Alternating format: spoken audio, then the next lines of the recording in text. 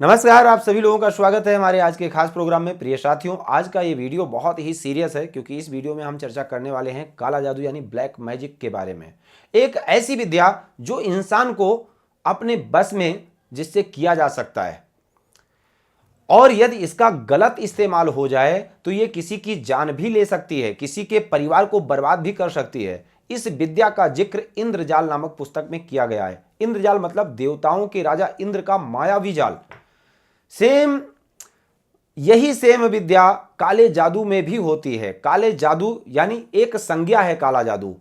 इसके अंदर बहुत सारी विद्याएं आती हैं, जैसे बंधन क्रिया, मारण क्रिया, उच्चाटन क्रिया, मोहन क्रिया, मुठकरणी क्रिया, वशीकरण आदि इत्यादि बहुत सारी क्रियाएं हैं जिनका प्रयोग करके लोगों को कष्ट पहुंचाने और अपना तुच्छ स्वार्थ पूरा करने का प्रयास करते हैं।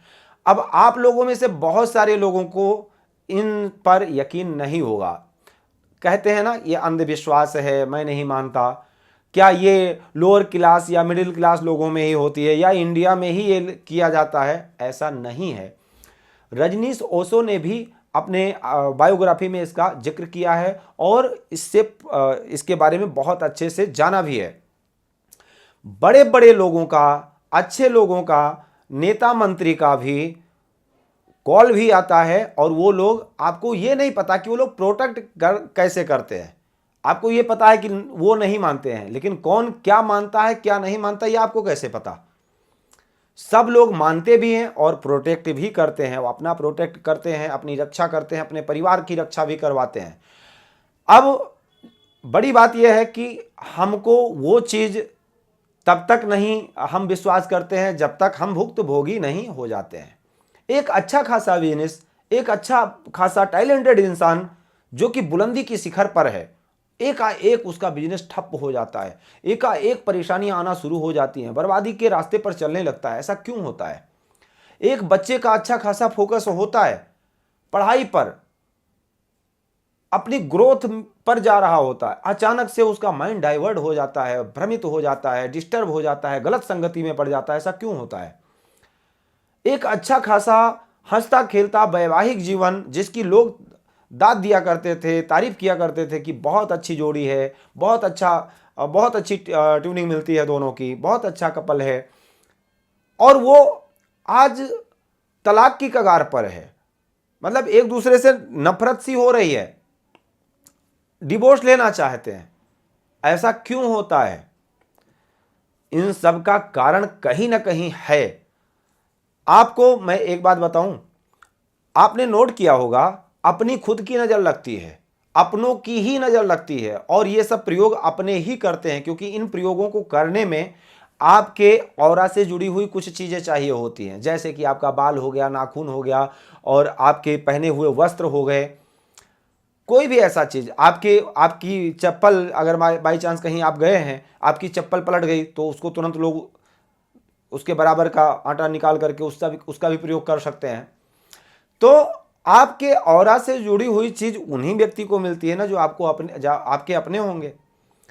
छोटी मोटी प्रक्रिया तो छोटे मोटे प्रयोग से करते हैं लोग, लेकिन जो प्रयोग हैं, जो बड़े प्रयोग हैं, जो कि इंद्रजाल के प्रयोग हैं, काले जादू के प्रयोग हैं, जिसके बारे में बताया गया है, बंधन क्रिया है, मुठकरणी क्रिया है, मारण है, मोहन है, तो इसका प्रयोग बड़े स्तर पर लोग करवाते हैं और उसके लिए इन चीज़ों का प्रयोग चाहिए होता है। उसमें राल चाहिए, आपका जूठा चाहिए, आपका वीर्य चाहिए, आपके पहने हुए वस्त्र चाहिए जिसमें आपका पसीना लगा हो, आपके पीरियड के वस्त्र चाहिए, आदि इत्यादि ऐसे ऐसे प्रयोग इसमें लिए जाते हैं।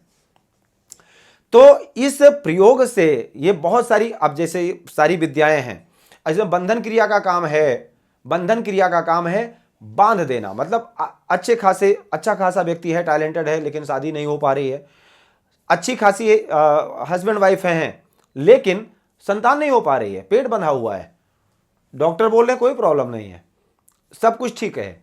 एक अच्छा खासा व्यापार जो बहुत अच्छी पोजीशन पर था, चल रहा था, लेकिन वो बंद गया है, नहीं चल रहा है, आज कोई काम ही नहीं आ रहा है, व्यक्ति बर्बादी के रास्ते पर जा रहा है। तो ये सब कैसे होता है? मारण क्रिया एक ऐसी क्रिया जिससे किसी को मारा भी जा सकता है।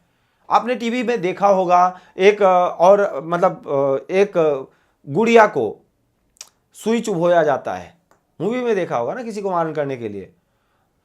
तो ऐसे ही जिस व्यक्ति को टारगेट करना होता है उसके नाम का एक पुतला बनाया जाता है गुड़िया के रूप में, उसमें सुई चुभो करके या कोई और अन्य क्रिया करके उसको खत्म कर दिया जा सकता है।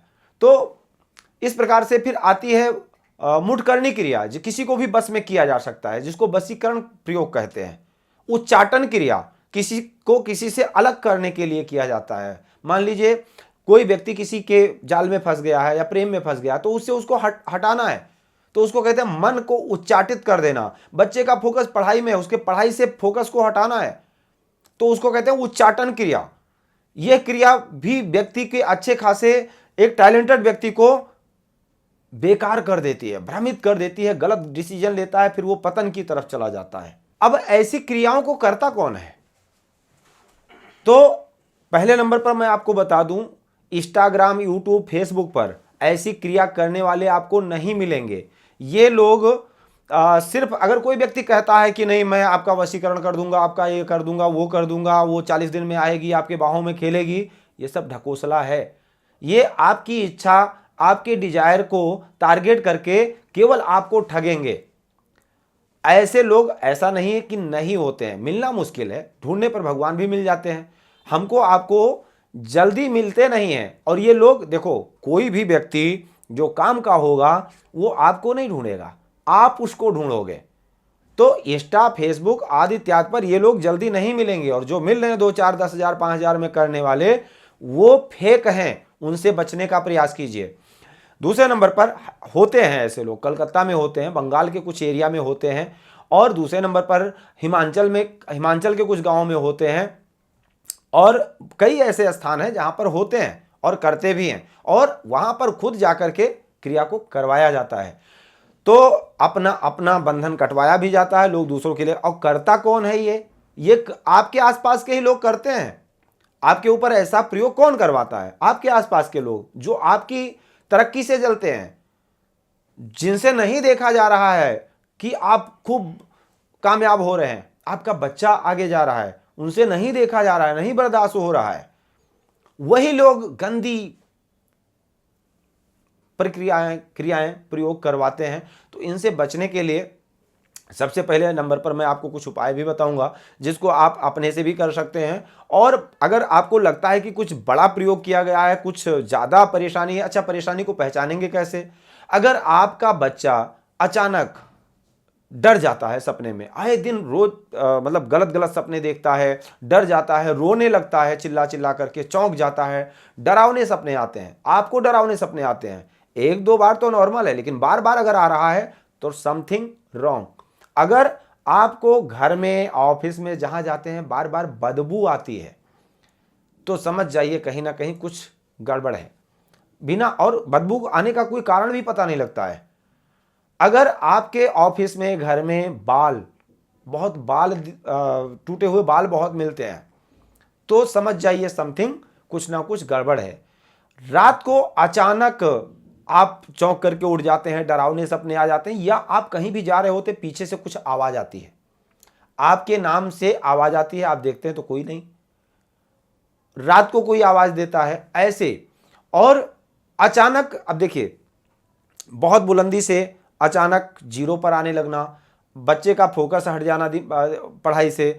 और उच्चाटन क्रिया का कार्य यह है कि आपके पति पत्नी के मन को एक दूसरे से अलग कर देना, उच्चाटित कर देना, मन उच्चाटित हो जाना, मन हट जाना।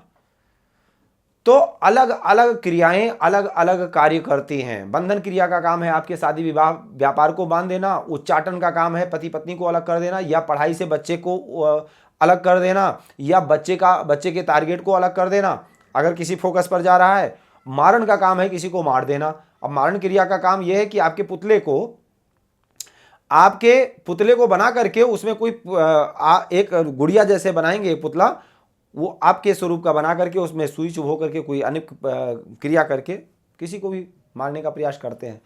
बशर्ते ये करते अपने ही हैं, क्योंकि इन क्रियाओं को करने में आपके ऑरा से जुड़ी हुई चीज़ें चाहिए होती हैं, जैसे कि आपका वस्त्र हो गया, नाखून हो गया, बाल हो गया, राल हो गया, वीर्य हो गया, आदि इत्यादि, और गंदे कपड़े हो गए।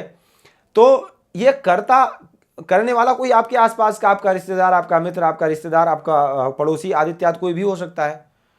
अब इसको दूर करने के लिए सबसे पहले नंबर पर आप, अगर कुछ छोटा प्रयोग किया गया है तो आप पहले नंबर पर साफ सफाई का ध्यान रखें, दूसरे नंबर पर हर दिन आप मंदिर जाएं, तीसरे नंबर पर रुद्राक्ष धारण करें। ऐसा करने पर भी आपको ये प्रयोग ज़्यादा परेशान नहीं कर पाएगा, ज़्यादा हावी नहीं हो पाएगा। और इसके साथ अगर आपको लगता है और दिक्कत है तो कहते हैं ना, पीली सरसों है, दसांग धूप है, आशापुरी धूप है, और गूगल है, लोहवान है। इन सारी चीज़ों को मिला करके मिट्टी के बर्तन में आप कपूर जला करके इसको 11 आहुति पीताम्बरा माता के मंत्र से आप कर दीजिए। उसके बाद अपने सर से 7 बार एंटीक्लॉकवाइज उतार करके घर से बाहर रख दीजिए। ये नकारात्मकता को दूर करने का बहुत सिद्ध प्रयोग है। इसके साथ साथ आप किसी साधक को ढूंढिए जो इस प्रयोग को करते हों, ऐसे स्थान पर, इंस्टाग्राम फेसबुक पर नहीं। और बड़ी बात यह है कि इस प्रयोग को करने में 10 महाविद्या, हमने जहां तक देखा है, अनुभव किया है, कोई भी काले जादू या ब्लैक मैजिक को दूर करने के लिए 10 महाविद्या का एक अनुष्ठान है। यह प्रयोग में बहुत अच्छा कारगर है। इसको करने पर बड़ी से बड़ी नकारात्मकता दूर हो जाती है।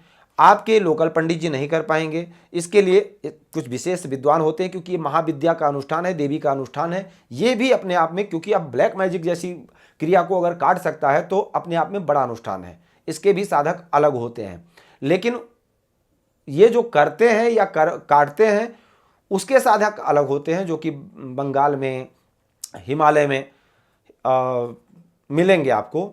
ऐसे ओझा से मिलकर आप प्रयोग को कटवा सकते हैं। अगर आपको लगता है कि किसी ने कुछ कर दिया है, समथिंग है ऐसा कुछ प्रभाव, तो इसको करवा सकते हैं। 10 महाविद्या का अनुष्ठान आप करवा सकते हैं। उसके साथ साथ दुर्गा कवच का यंत्र जो कि सिद्ध किया हुआ हो, आप उसको भी पहन सकते हैं। दुर्गा कवच के लिए या 10 महाविद्या का अनुष्ठान करवाने के लिए आप संपर्क भी कर सकते हैं। और प्रतिदिन मंदिर जाएं, साफ सफाई का ध्यान रखें।